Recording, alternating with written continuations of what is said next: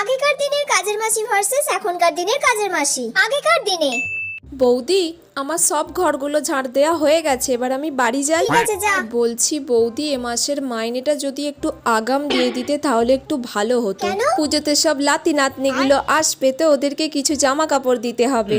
ঠিক আছে, দেখছি, দিতে পারলে জানাবো। আর বলছি বৌদি, যদি এবারে একটু নবমী আর দশমীটা একটু ছুটি দিতে খুব ভালো হতো। লাতি নাতনিগুলো আসবে তো একটু ঠাকুর দেখতে যেতাম। না না, দুদিন নিলে হবে না, শুধু দশমীটা নিস। আচ্ছা ঠিক আছে, তাই তাহলে শুধু দশমীটাই ছুটি করব।